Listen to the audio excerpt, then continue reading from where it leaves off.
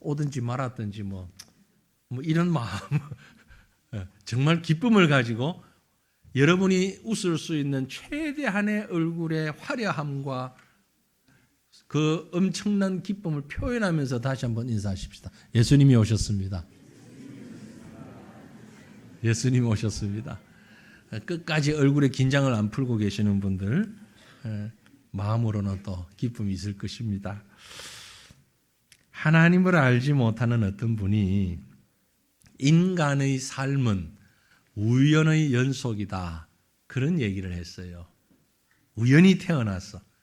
미국에 태어날지 한국에 태어날지 어느 집에 김씨집인지 이씨집인지 모르지만 우연히 그 집안에 태어났어.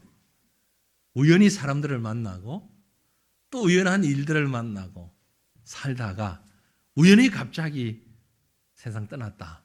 그래서 인생은 처음부터 끝까지 우연과 우연의 연속이다. 우연 속에서 태어나서 우연 속에서 살다가 우연 속에서 죽는다. 그런 얘기를 합니다. 하나님을 모르니까 그런 소리를 하지요. 맞습니다. 적어도 성경이 하나님의 말씀이라고 믿는 우리는 그런 수준에 머물러 있지 않을 줄로 압니다.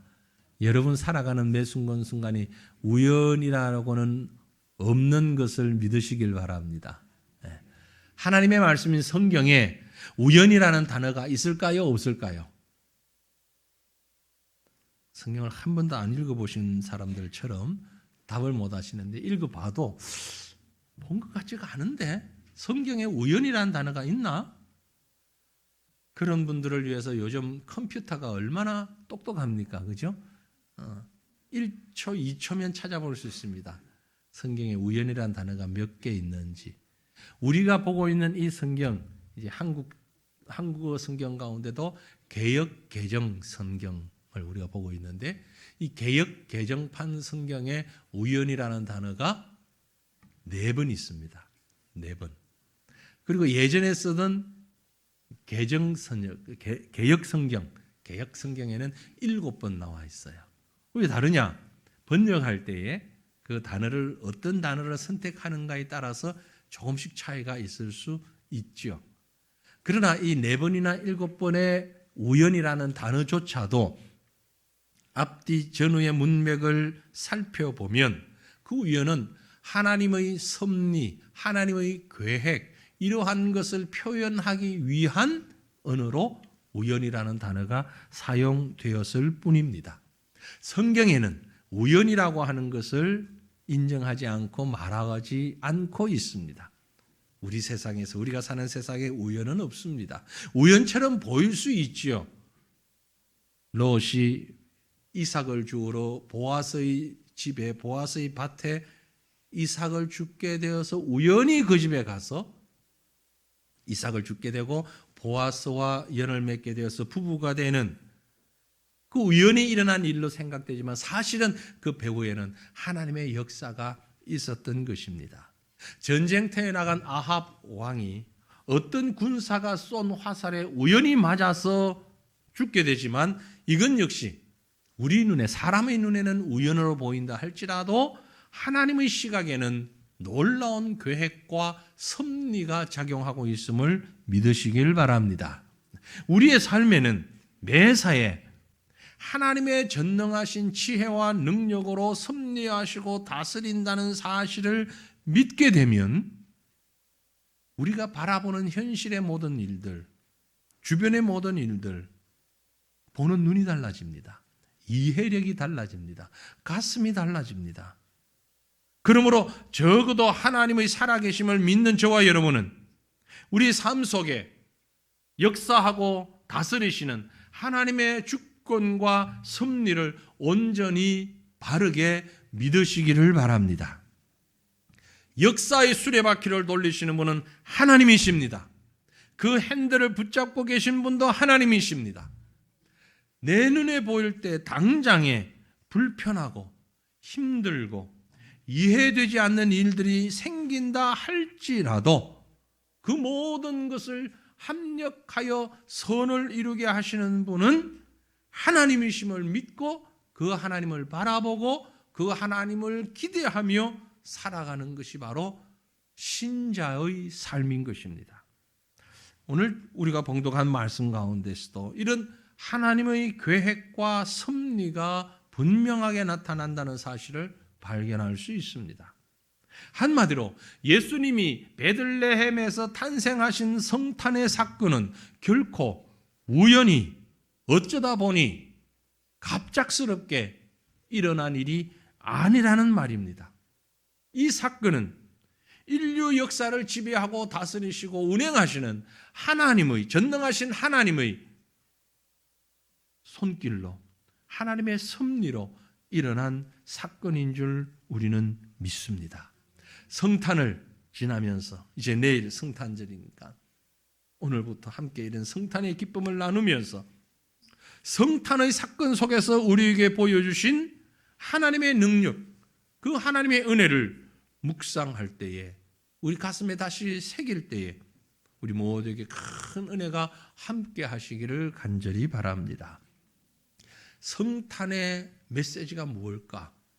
사실 12월 첫째 주일부터 저는 누가복음의 말씀을 쭉 지금 이어서 시리즈로 쭉 이어서 이 성탄의 말씀을 준비부터 증거하고 있습니다. 내일 말씀까지 5번에 걸쳐서 다 계획이 있었던 거죠.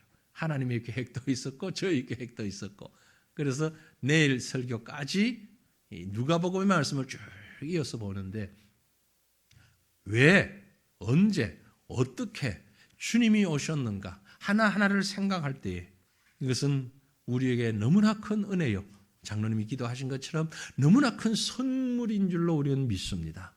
이 성탄의 선물 가운데 오늘 주님이 우리에게 말씀하신 것이 무엇인가? 그것은 바로 역사의 초점이 예수 그리스도에게 있다는 사실을 우리에게 말씀하고 있습니다. 우리가 살아가는 시간의 이엄이 역사 아닙니까?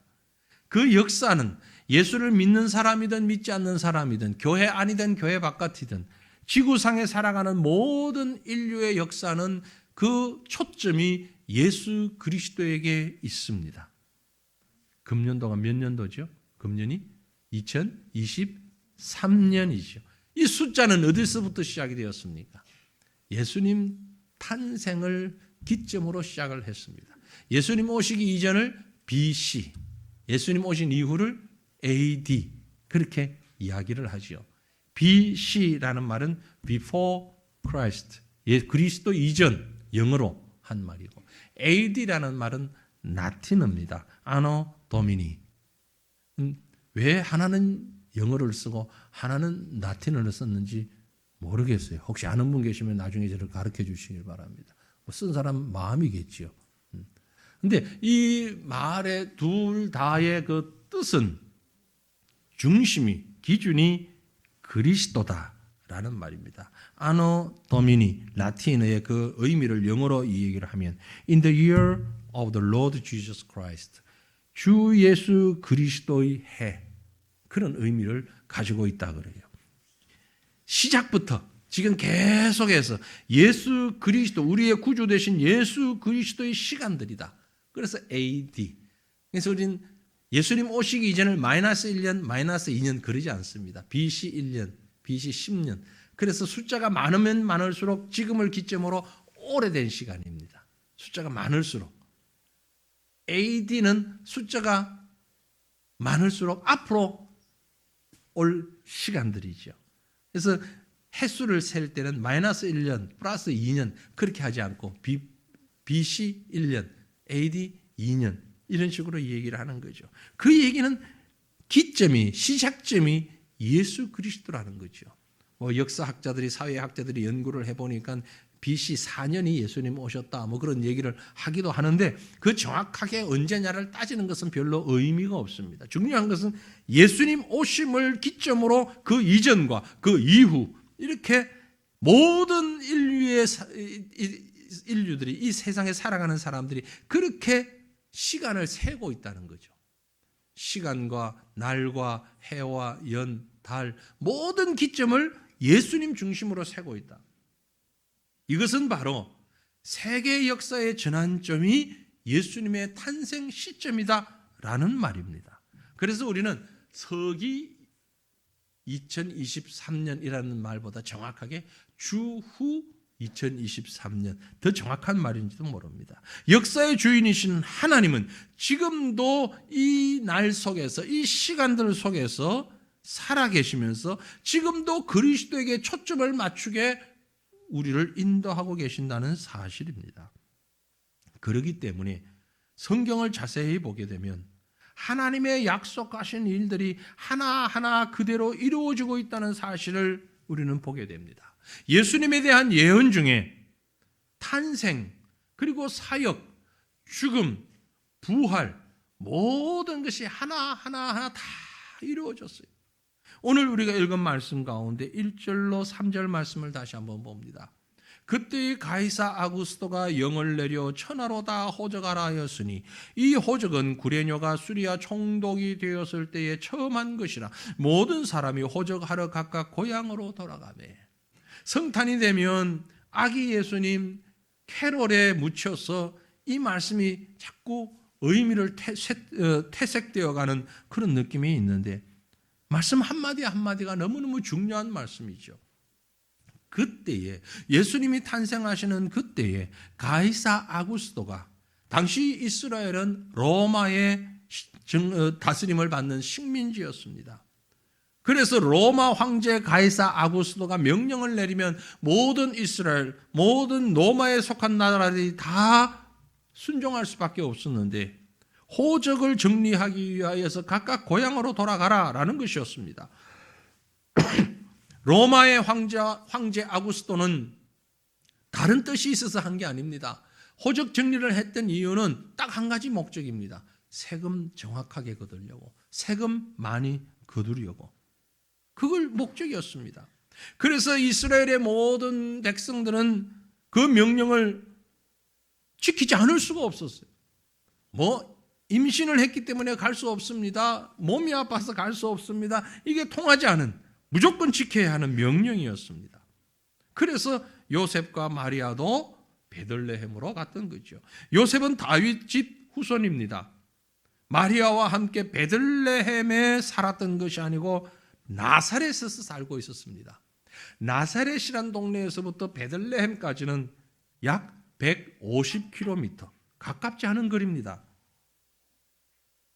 자동차가 없는 시절 150km를 걸어서 여행한다는 것은 간단한 일이 아닙니다. 숙박시설이 제대로 있는 것도 아닙니다. 그래도 해야 했습니다. 가야 했습니다. 왜? 황제의 명령이기 때문에.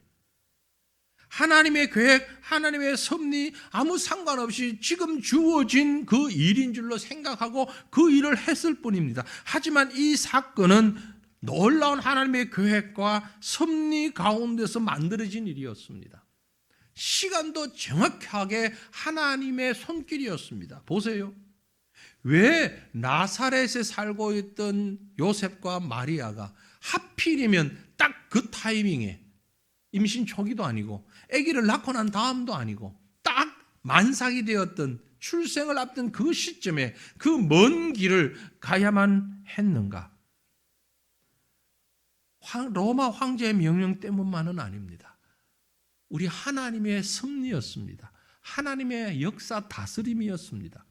오래전에 선지자를 통해서 예언하기를 미가서 5장 2절에 기록되었습니다. 베들레헴 에브라다야, 너는 유다 족속 중에 작을지라도 이스라엘을 다스릴 자가 네게서 내게로 나올 것이라. 그는 근본은 상고의 영혼에 있느니라 말씀하셨어요. 이스라엘을 다스릴 자, 근본이 상고의 영혼에 있는 분, 곧 메시아가 베들레헴에서 탄생하실 것이라고 예언하고 있는 것입니다. 이 말씀을 알았기 때문에 성경을 잘 아는 나다나엘이라고 하는 자가 나중에 예수님에 관한 소문을 들었을 때에 나사렛에서 무슨 선한 것이 나겠느냐라고 빈정거렸던 이유가 여기에 있는 것입니다. 나다나엘은 성경을 잘 알았습니다. 그래서 미가 선지자의 예언을 그 마음에 품고 있었기 때문에 메시아가 오시게 되면 베들레헴에서 나오실 것이다, 베들레헴에서 출생한다, 분명히 확신을 가지고 있었어요. 그런데 예수님이 나사렛 사람이라고 그러니까 아니야 나사렛에서 무슨 메시아가 나, 그것 아니야, 메시아는 베들레헴이야, 그 얘기를 하고 있던 거죠. 베들레헴에서 탄생했다는 것은 간과했던 것이죠. 나사렛 사람이니까. 만약 이때 황제의 명령이 없었더라면 예수님의 부모인 요셉과 마리아가 베들레헴으로 갈 일이 없습니다. 갈 상황이 아니었어요. 베들레헴이라는 지역은 아예 안중에도 없을는지도 모릅니다. 그런데 갑자기 우연히 황제가 호적에 관한 명을 내리니까 어쩔 수 없이 간 것처럼 보였다라는 거죠. 사람이 볼 때는 우연이었습니다. 하필 그 타이밍에. 그러나 하나님에게는 그것이 우연이 아니었다는 거죠. 이미 오래전에 선지자를 통하여서 베들레헴에서 메시아가 나실 것을 말씀하고 계신 거죠. 그 예언이 그대로 성취되었다는 것은 얼마나 놀라운 일인지 모릅니다. 잠언 29장 26절을 보니 주권자에게 은혜를 구한 자가 많으나 사람의 일의 작정은 여호와께로 말미암는다라고 했어요. 세상 역사와 우리 삶의 모든 것에는 머리 대신 주님께서 우리를 지배하고 다스리고 인도하고 계시는 역사의 주인이라는 사실을 여러분 믿으시길 바랍니다.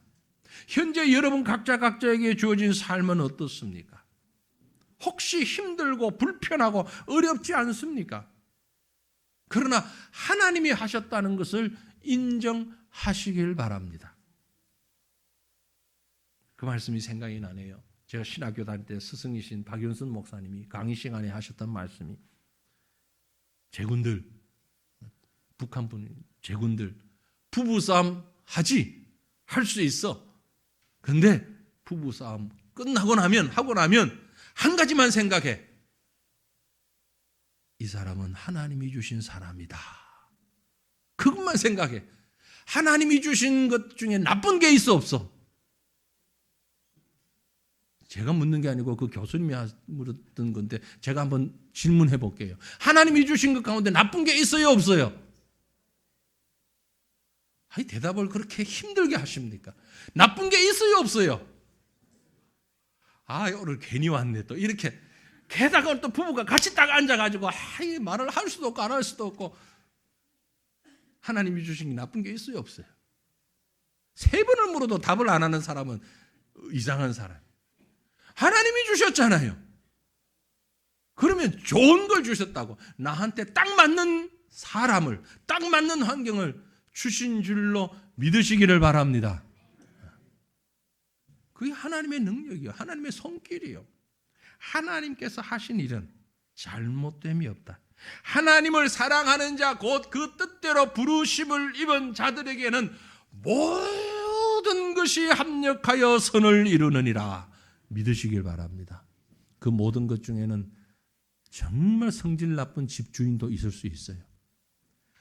발자국 소리도 못 내게 아래층에서 층간소음 컴플레인 하고 있는 그 별난 아저씨가 있을 수도 있어요. 그러나 모든 것이 합력하여 하나님의 선을 이루어가는 줄 믿으시길 바랍니다. 성탄에 우리가 이 마음을, 이 믿음을 가지셔야 하는 거예요. 예수님 성탄하신 것이 우리에게 바로 이런 의미가 있다는 거죠. 모든 것을 주관하시는 역사의 주인은 하나님이시다. 더 나아가서 성탄은 하나님의 약속을 성취하는 사건임을 우리에게 말씀하고 있습니다. 우연이 아닙니다.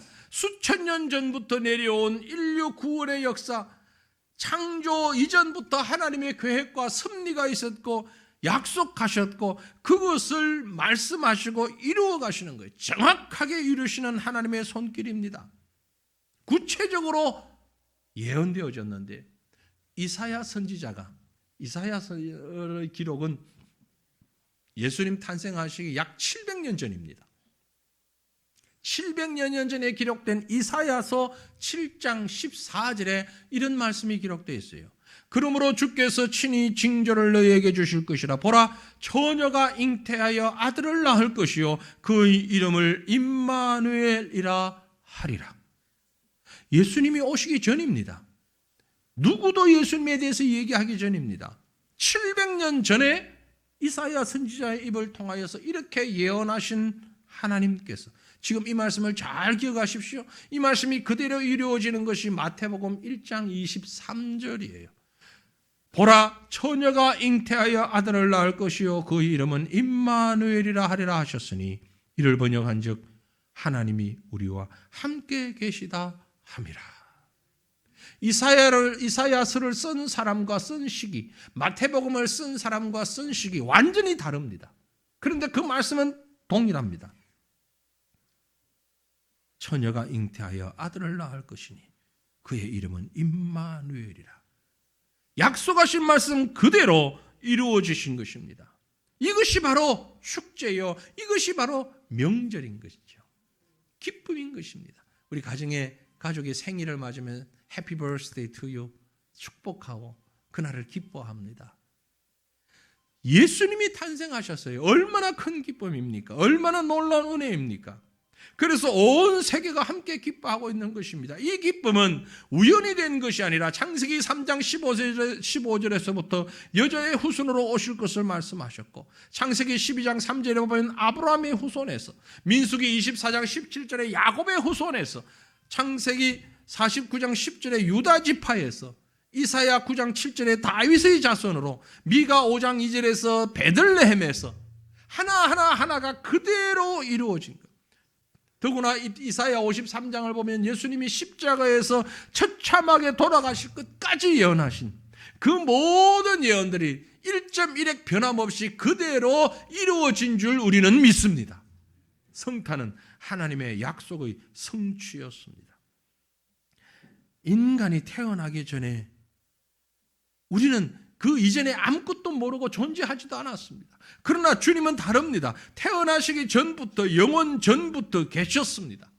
그리고 계셨던 주님께서 약속하신 대로 그대로 오셨습니다. 빌립보 2장 6절에 보니 그는 근본 하나님의 본체시나 하나님과 동등됨을 취할 것으로 여기지 아니하시고 종의 형체로 우리에게 오셨다고 말씀하셨어요. 이 사건은 사람이 계획한 것이 아닙니다. 하나님이 계획하셨고 약속하신 것입니다. 사람의 계획은요, 사람의 작정은 잘못될 수밖에 없어요. 삐뚤어질 수밖에 없어요. 아무리 지키려고 애를 써도 그렇습니다. 사실 오늘 오후에 우리 성탄 전야 축제할 때 귀한 손님이 오기로 돼 있었어요. 외부에서. 몽골에서 아기 4명이 오기로 했거든요. 몽골이라는 나라 아시잖아요. 거기에서 태어나가지고는 바로 심장병을 가지고 있는 아이들을 데리고 와서 한국에서 수술을 시킵니다. 그중에 4명이 지난주간 그 앞주간 이렇게 수술을 하고 퇴원해서 오늘 생애 첫 성탄을 우리 교회에서 보내기로 했거든요. 4명이. 그런데 어제 연락이 왔어요. 애기들이 수술 끝나고 열이 나가지고 퇴원을 못합니다. 그래서 못 가겠습니다. 그래서 아마 다음 주일날 11시 예배에 올 거예요. 와서 예배 참여하고 이제 돌아가게 되는데, 사람의 계획은 다, 그래서 우리가 선물도 사고 앞에 식당도 예약해놓고 그랬거든요. 제가 같이 식사하려고. 그런데 그 계획을 다 지금 흐트릴 수밖에 없어요. 왜? 사람이니까 어쩔 수가 없는 거예요. 무슨 일이 생길지 모르는 일이잖아요. 그렇죠? 그러나 하나님이 하시는 일은 1.1획도 변함이 없고 틀림도 없으십니다. 그 약속대로 주님이 오신 것입니다. 최고의 사건으로 오셨습니다. 그러므로 우리는 기뻐할 수밖에 없는 것입니다. 성탄이 기쁨인 이유가 바로 이것입니다. 우리를 구원하시기 위해서 주님이 오셨고, 게다가 약속하신 대로 정확하게 그 시점에, 그 장소에, 그 모습으로 주님이 오셨던 것입니다.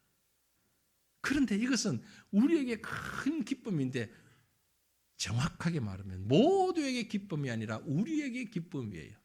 천사가 예수님의 탄생 소식을 알리면서 이런 말씀을 했죠. 누가복음 2장 14절에 보면 우리가 온 말씀 뒷부분인데, 지극히 높은 곳에서는 하나님께 영광이요 땅에서는 하나님이 기뻐하신 사람들 중에 평화로다. 사람들은 이 말씀을 다 좋아합니다. 그리고 환영합니다. 기뻐합니다. 평화의 왕으로 오신 주님을 찬양하면서 지극히 높은 곳에 하나님께 영광, 땅에서는 기뻐하신 사람들 중에 평화. 근데 저는 이 말씀을 꼭 기억했으면 좋겠어요. 모든 사람에게 평화가 아니에요. 누구에게 평화? 하나님이 기뻐하신 사람들. 하나님이 기뻐하지 않은 사람들에게는 예수님의 성탄이 평화가 아니고 기쁨이 아니죠. 뭡니까 그럼? 심판이죠. 하나님이 기뻐하신 사람은 누굽니까? 구원받기로 작정한 자들, 예수 그리스도를 구주로 고백하고 나의 메시아로 고백하고 하나님의 사람으로 살아가는 저와 여러분들에게는 큰 기쁨의 축복이지만 이 사실을 알지 못하는 자, 이 사실을 믿지 못하는 자들에게는 심판의 사건이 되는 것입니다. 여러분, 사실을 정확하게 얘기하세요. 정확하게. 예수님의 출생은 믿는 자에게 기쁨이고 평안입니다. 오늘 아침에 교회를 나오려고 하는데 TV에서 그런 뉴스에서 이 얘기가 나오더라고요. 아이들이 산타 할아버지를 언제까지 믿을까? 혹시 여러분 가운데도 지금 산타를 가장해서 애들을 속이려고 하는 사람이 있으시면 그러지 마세요. 우리 애들이 산타 할아버지를 언제까지 믿을 것 같습니까? 몇 살까지? 오늘 뉴스를 보니까 8살이래. 평균 8살. 8살에 어떻게 어떤 경로로 산타가 실제가 아니라는 걸 믿냐면 친구들의 입을 통해서가 제일 많아. 야, 그 가짜야. 그래서 8살에 아이들이 산타가 실존이 아니라는 걸 알 때 제일 먼저 느끼는 감정은 부모에 대한 배신감이래. 배신감 느끼지 않게 하세요, 여러분. 그러니까 솔직하게 야, 산타는 사람들이 하는 얘기고 예수님이 오셔서 이 기쁜 날 아빠가 엄마가 너에게 선물 주는 거야 하고 줘요. 괜히 굴뚝도 없는 아파트에서 굴뚝 타령하지 말고. 어? 너무 애들이 동심을 무참히 짓밟는다 이런 얘기 하지 마시고 믿음으로 예수님을 얘기해 달라고요. 예수님은 제가 봤을 때는 우리 성도들의 집에는 8살까지 안 갈 것 같아. 보통 4살, 5살이면 이미 알 것 같아. 산타 없다는 걸. 그것 얘기하지 말고 예수님의 탄생이 하나님의 약속 가운데서 우리를 구원하시기 위한 너무나 기쁘고 복된 소식이라는 사실을 가족에서 함께 나눌 수 있기를 바랍니다. 이게 믿음이에요. 마지막으로 성탄의 사건은 우리에게 하나님이 내 삶의 주인이시며 주관자이신 사실을 믿게 하는 사건입니다. 오늘 이제 2023년 성탄을 오늘과 내일 지나가면서 여러분 이 하나를 우리가 분명히 가슴에 새길 수 있기를 바랍니다. 고백할 수 있기를 바랍니다. 내 삶의 주인은 하나님이시다. 하나님이 내 삶의 주인이심을 믿으시길 바랍니다. 고백하시기를 바랍니다. 로마의 황제 가이사 아구스토가 호적을 정리하고자 하는 생각을 가지고 움직였지만 그래서 마리아와 요셉이 걸음을 움직였지만 복중의 태아가 그날 태어났지만 이 모든 것은 역사를 움직이는 하나님의 손길이었습니다. 우리가 읽었던 말씀 5절, 6절, 7절에 그 약혼한 마리아와 함께 호적하러 올라가니 마리아가 이미 잉태했더라. 거기 있을 그때에 해산할 날이 차서 첫 아들을 낳아 강보로 싸서 구유연이었으니 이는 여관에 있을 곳이 없음이라. 사건 하나하나를 매우 정확하게 아주 선명하게 기록하고 있습니다. 기록하면서 지칭하는 것이 있습니다. 그 약혼한 마리아와 호적하러 올라갔는데 마리아가 이미 잉태가 되었다. 거기 있을 동안에 베들레헴에 있을 동안에 첫 아들을 낳아서 강보에 쌌는데 그 이유는 여관에 있을 곳이 없습니다. 세밀하게 하나하나를 하나님께서 주관하시고 역사하시고 다스린다는 것입니다. 누구에게? 사랑하는 성도들이여 저와 여러분에게 하나님께서 모든 것을 지키시고 다스리시고 인도하시는 줄 믿으시길 바랍니다. 어떤 분들은 하나님이 세계 역사를 주관하실 때 큰 흐름만 아웃라인만 하나님이 인도하시고 디테일한 세부적인 것들은 그건 우리가 결정하고 우리가 하는 것이지 그것까지 하나님이 다 하시는 거 아니야 라고 말씀하는 분들이 있는데 그렇지 않습니다. 하나님은 모든 것을 주관하시고 다스리시고 인도하십니다. 간섭하십니다. 예수님께서 우리에게 가르치신 말씀 가운데 마태복음 10장에 보면 참새 2마리가 한 앗사리온에 팔리지 않느냐. 그러나 너희 아버지께서 허락하지 아니하시면 그 하나도 땅에 떨어지지 아니하리라. 무슨 얘기입니까? 아주 보잘것없고 값싼 참새라 할지라도 그것도 하나님께서 지키셔서 땅에 떨어지지도 않도록 하나님이 지키시고 보호하시는데 어째 우리가 참새보다 못하겠느냐? 들에 핀 꽃과 풀보다도 못하겠느냐? 모든 것을 움직이시는 여호와 하나님이시다라는 것을 말씀하고 있어요. 그래서 마태복음 5장에도 보면 진실로 너희에게 이르노니 천지가 없어지기 전에는 율법의 1.1획도 결코 없어지지 아니하고 다 이루어질 것이라고 그랬어요. 이게 하나님의 손길입니다. 한 군데 더 보면 로마서 11장 36절에 만물이 주에게서 나오고 주로 말미암고 주에게로 돌아감이라고 그랬어요. 그에게 영광이 세세히 있을지어다. 모든 만물이 시작도 주님으로부터 과정도 주님으로부터 마지막 결과도 주님에게로 모든 것을 운행하시고 주관하시는 분은 하나님이라는 사실을 성경은 말씀하고 있습니다. 오늘 우리에게, 우리 개인에게, 우리 주변에서, 우리 국가에 모든 일들은 하나님이 다스리고 계시는 줄 믿습니다. 저는 종종 그런 생각을 합니다. 이 나라에 다 예수 믿는 사람이 아닙니다. 이제 10분의 1도 채 안 되는. 그런데 이 나라를 움직이시는 분은 누구냐? 대통령, 국회의원, 정치인 아닙니다. 하나님이 하십니다. 우리 여러 대통령이 지나왔잖아요. 이승만 대통령부터 시작해서 한국에 많은 대통령이 지나왔는데 여러분들 가운데는 좋아하는 사람도 있고 싫어하는 사람도 있고 싫어하다 못해 아주 경멸하는 사람도 있고 좋아하다 못해 너무너무 아주 거기에 팬이 되어 있는 사람도 있을 텐데 그가 누구이든 간에 하나님께서 그때 그런 사람을 세우셔서 이 나라를 인도하시고 지키시고 여기까지 이르게 하셨다는 사실은 우리가 부인할 수 없습니다.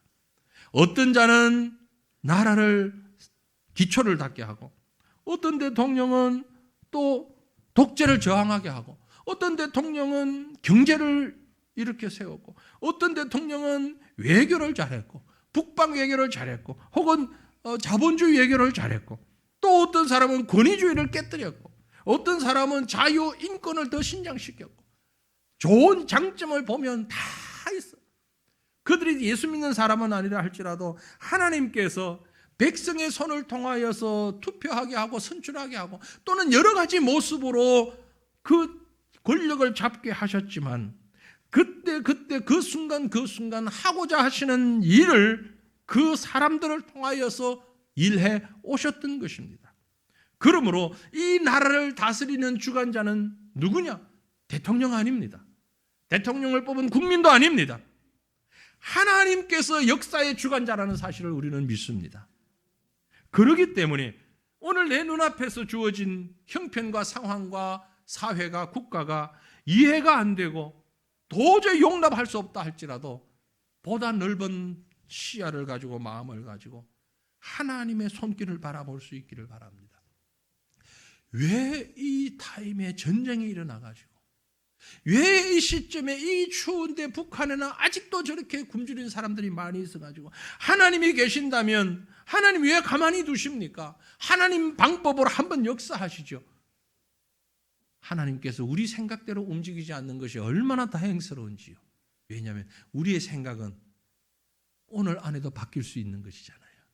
잠시 후엔 바뀔 수 있는 것이잖아요. 매번 바뀌는 게 사람의 생각이고 관점이고 가치관입니다. 거기에 따라 역사가 바뀌면 이 역사는 너무나 혼란해질 겁니다. 그래서 하나님께서 모든 것을 다스리고 계시는 것이에요.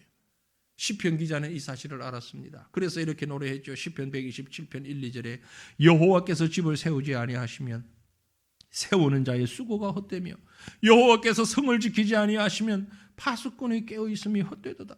너희가 일찍이 일어나고 늦게 누우며 수고의 떡을 먹음이 헛되도다. 그러므로 여호와께서 그의 사랑하시는 자에게는 잠을 주시는도다. 사랑하는 성도들이요, 여러분의 가정에 이 말씀을 한번 그대로 새겨보십시오. 여러분의 인생에 이 말씀을 그대로 새겨보십시오. 여호와께서 우리 집을 세우지 아니하시면 집을 일으키기 위해서 수고하고 해서는 우리의 노력이 다 헛것이고 여호와께서 나를 지키지 아니하시면 내가 아무리 깨어서 발부동을 친다 할지라도 그것이 다 헛것이 될 것이라고요. 가정도 개인도 국가도 하나님이 간섭하지 아니하시면 하나님이 세우시고 보호하지 아니하시면 이루어질 수 없음을 말하고 있는 것입니다. 우리 개개인의 삶이 마찬가지입니다. 근본 성탄을 지나면서 여러분 자신을 한번 돌아보시길 바랍니다. 하나님, 내게 주어진 환경, 내 주변에 있는 가족들, 사람들, 친구들, 동료들, 왜 이 사람들입니까? 왜 이 직장입니까? 왜 이 가족입니까? 왜 이 교회입니까? 내가 해야 하는 일들이 지금 내 주변에 왜 하나님께서 이렇게 허락하셨습니까? 모든 것은 하나님의 섭리와 계획과 다스리심을 믿으시길 바랍니다. 그리고 그 사실 앞에 우리 자신을 온전히 내려놓으시기를 바랍니다. 예수 그리스도를 내 개인 역사와 우리 가정의 역사와 국가와 민족의 역사, 이 모든 지구상의 인류의 역사의 중심임을 생각하고 주님의 다스리심에 우리가 기쁨으로 감사하며 순종하며 나아가겠습니다. 고백하며 맞이하는 근본 성탄 되시기를 주님의 이름으로 축원합니다. 우리 함께 기도하겠습니다.